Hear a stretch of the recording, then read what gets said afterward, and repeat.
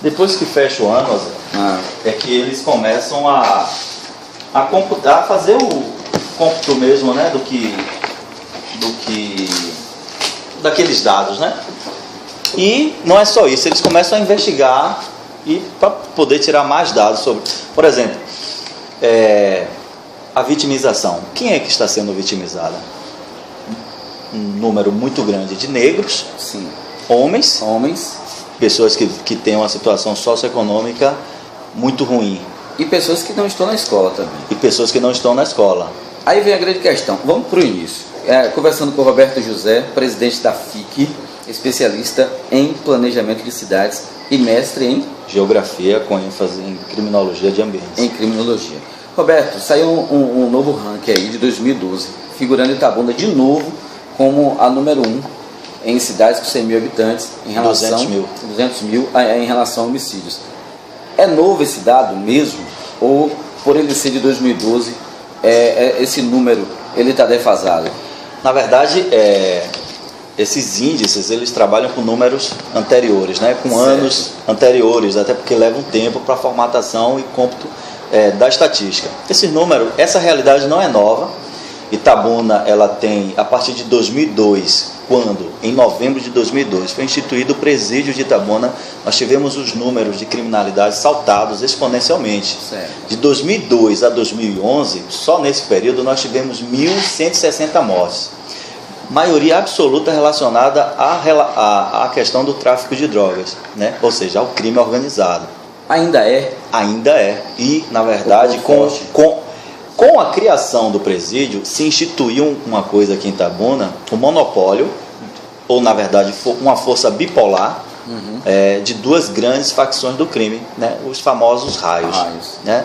E com isso, exacerbou-se a briga pela tomada de território.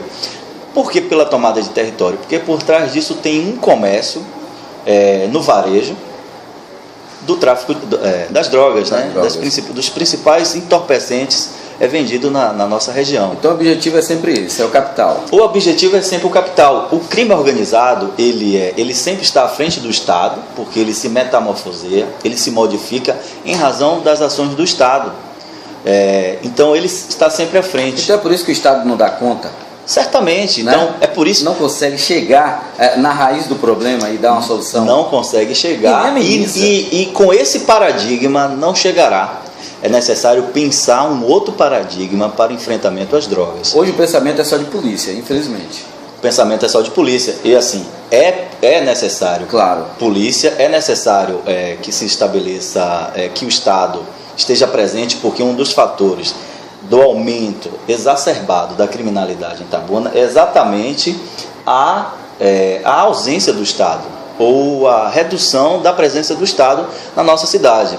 Quando se criou o presídio, se estabeleceu essas duas facções. E aí, um dos fatores que acaba gerando criminalidade muito é o preso temporário, aquele ladrão de galinha que vai preso e acaba se misturando com esses outros presos, e quando ele sai com pouco tempo, ele já sai com a ordem para cumprir do tráfico. E ele sai bem diferente. Eu espero que você concorde com isso, ou não. Eu vi uma matéria em relação à faculdade. Na matéria, o cara no telefone diz, ele é de que faculdade? Né? Ele se refere isso a que presídio ele estava. É assim mesmo, Roberto? Exatamente, né? Então, assim... o presídio de Itabuna sai com essa formação. Sai com essa formação, porque o crime, o sujeito que vai para o presídio, ele na verdade está passando por uma pós-graduação do crime. Porque a forma como o presídio no Brasil é pensada, ela é extremamente perversa. Certo. Ela não ressocializa o sujeito, ela o deixa muito pior do que como ele entrou. Daí a discussão, vamos reduzir ou não a maioridade penal? Ou pegar um adolescente e colocar no meio desse, só muito pior. Claro. Então a gente tem que ir na raiz do problema. A questão são os presídios de Itabuna. Então é importante ter, porque já existe uma cultura também. Mas assim, não misturar os presos, misturar os presos. Então a separação seria uma boa solução. A separação do preso temporário, na verdade o município já comprou o terreno, já está à disposição do Estado, a empresa já começou a fazer a sondagem do terreno. Eu acho que dentro em breve o Estado inicia a construção da cadeia pública, que é um presídio para presos não sentenciados, chamado preso temporário. Isso acontecendo, e de fato a gente vai começar a ter uma redução da criminalidade. Em razão disso também, porque o presídio ele acaba sendo um potencializador. As ações, para você ter uma ideia, a polícia militar de Itabuna e a polícia civil de Itabuna são as polícias do estado que mais prendem. Sim. Só um dado interessante, eu gosto de discutir com dados, não com base no achismo. A vara da infância de Itabuna é a comarca, né, ou é a instituição do interior da Bahia que mais encaminha adolescentes e que mais tem procedimentos encaminhados para a Fundac, ou seja, para os adolescentes cumprirem medida socioeducativa em meio fechado. Significa, por tabela, que as polícias militar e civil trabalham muito no sentido de apreender o menor e colocar à disposição da justiça. Mas o que é que acontece? Também por insuficiência do Estado, por ausência do Estado, muitas vezes o juiz fica obrigado a libertar o adolescente por não poder fazer cumprir uma medida socioeducativa. Você chegou num ponto interessante. Se fala muito nas discussões, principalmente na área da teoria e na área prática, né? Falta a união das autoridades, justiça, Ministério Público e polícia. Existe essa máxima de que, na verdade, não há essa união e que o próprio secretário chegou a falar que a polícia está enxugando gelo, prende hoje, solta amanhã. Na verdade, aí a gente tem que voltar para outra discussão, o paradigma, o modelo implantado. Nós tivemos em 88, né, o Brasil renasce de um período de golpe militar. Certo. E quase todas as instituições foram repensadas, aprimoradas, criou-se o Ministério Público, aprimorou-se, mas o modelo de polícia e o modelo de justiça não foi aprimorado. Então a questão está mais adiante, aprimorar esse modelo, repensar esse modelo de polícia, que só existe em pouquíssimos países no mundo. Por outro lado, aí que está, é interessante que haja um empoderamento político de resolver a questão, porque, pasme, na campanha presidencial última, eu não vi nenhum presidenciável falar em mudança de paradigma, apenas na mudança protelativa, de enxugar gelo. Vou tirar policial do administrativo e colocar. É importante, mas é só isso que resolve? Na verdade, se não há um investimento maciço, você não tem uma redução dos crimes. Existe uma relação direta entre oferecimento de vagas em presídio e redução de homicídios, porque a impunidade é um dos fatores que aumenta a violência. Então, Pernambuco está tendo agora alguns problemas de gerenciamento de presídio, mas Pernambuco, nos últimos 5 anos, investiu absolutamente, proporcionalmente, mais recursos no sistema prisional do que a Bahia. Saiu agora recentemente um estudo sobre isso, né? Sobre a população carcerária brasileira. Pernambuco investiu mais em segurança pública do que qualquer outro estado, proporcionalmente, do que qualquer outro estado do Nordeste. Pernambuco está com seus indicadores de violência reduzindo. Questiona-se por que o estado da Bahia tem o pior indicador do Brasil, o segundo pior estado do Brasil em indicadores de violência. Só perde apenas para seu vizinho Alagoas. Porque os investimentos têm sido aquém da necessidade. O governo do estado tem investido, mas tem que investir mais. Falta mais. Porque é investimento. Falta focar. Focar, por exemplo, Itabuna.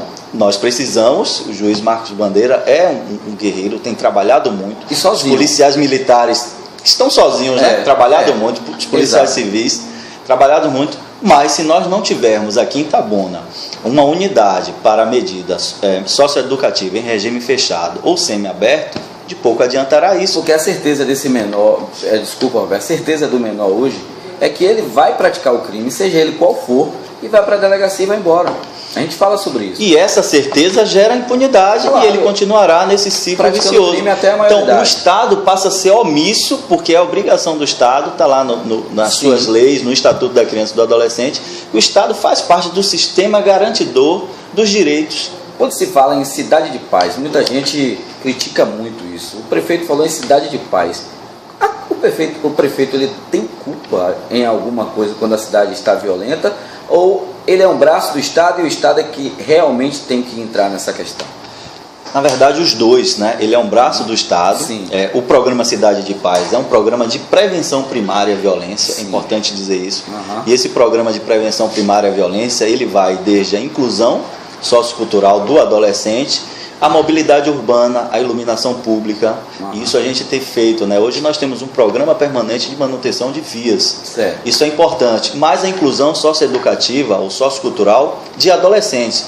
Para você ter uma ideia, a FIC hoje, com os programas da FIC, Casa das Artes do Centro, Casa das Artes do Sarinha e o Vivarte, que está espalhado em toda a cidade, nós inserimos mais de 10 mil jovens. A questão são jovens, mas tem uma outra parcela da juventude que já nasceu sob o signo da violência e do crime, e essa parcela dificilmente será inserida, será retomada, né, ou sairá desse contexto. Então, para os próximos anos, nós continuaremos tendo indicadores de violência ruins. Aí é importante as ações que a polícia vem estabelecendo, né, das blitz, de estar presente nas áreas vulneráveis, mas também as ações de se criar um espaço para medida socioeducativa, da construção e efetivação do presente. Aí entra o município. É onde entra o município? Não, aí é onde entra o Estado. Aí entra o Estado. O município está fazendo o seu papel com o programa Cidade de Paz. O programa Cidade de Paz, ele tem três vertentes, que é a articulação social, que é a reestruturação do espaço urbano, né, com manutenção das vias, iluminação pública, poda de árvore, para melhorar a sensação de segurança, porque a criminalidade ela é influenciada pelo espaço, mas também influencia o espaço. Então, o sujeito pode cometer furtos ou assaltos em áreas que estão mal iluminadas. Então, uma vez detectando essa área, o município entra com poda de árvore e iluminação pública e ele acaba se afastando daquele espaço. Então, o município tem a obrigação de fazer isso. Isso nós chamamos de prevenção primária ou situacional ao crime. Tem um outro item que é a inserção sociocultural através dos programas. E nunca se fez tanto na história de Itabuna como nos últimos 2 anos. Tanto é que isso está dando certo que o índice de vulnerabilidade juvenil à violência, também publicado esse ano, nós reduzimos consideravelmente esse índice. Éramos o pior município em 2009, em 2014 somos apenas o 31º, deixando para trás cidades importantes aqui da região sul da Bahia. Roberto, para a gente finalizar, quando se fala em violência, falta cultura, falta esporte, falta mais educação, precisa investir mais nisso e naquilo.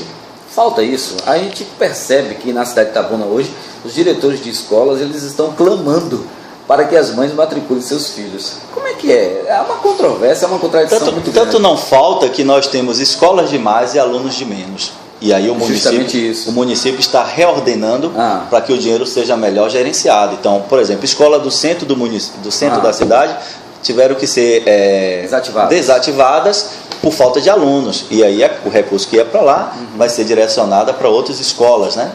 Então, assim, na verdade, falta alunos. Mas não existia antes alguns programas de inclusão sociocultural. E nós temos um amplo programa sociocultural de inclusão, tanto nos aspectos culturais quanto nos aspectos esportivos, como é o bom de bola melhor na escola, o campeonato interbairros que a cidade desenvolve, e os programas culturais. Então, não falta cultura, nós temos, antes realmente faltava. Então, a falta, isso gera vulnerabilidade. Mas uma vez que a gente começa a imprimir esses programas, a vulnerabilidade cai. São programas a prova a longo disso, prazo, então. Mas são programas de médio e longo prazo. Aquela parcela que já está no crime, dificilmente essa parcela é retirada, porque a lógica do crime é extremamente perversa, né? E por estratégia de sobrevivência as pessoas se inserem no crime por falta de oportunidade. Então, quando você entra com programas de redução da pobreza, inserção social, você acaba reduzindo, mas o aspecto disso, o rebatimento, dá-se-á em médio e longo prazo. Mas a violência que está aí no dia a dia na rua, as pessoas que já estão inseridas, aí a gente tem que entrar com outras ações, e essas ações, por exemplo, de fragilidade do Estado, das ações do Estado, é que acaba sendo também um motivo de aumento da violência. Quando você tem um presídio da forma que está, quando você tem preso temporário misturado com preso sentenciado, quando o adolescente deixa de cumprir medida socioeducativa porque o juiz não tem um espaço aqui adequado e não tem estrutura para encaminhar esse adolescente para cumprir outro lugar, então você tem um monte de situações que acabam sendo fatores indutores e que induzem exponencialmente a violência. Obrigado, Roberto.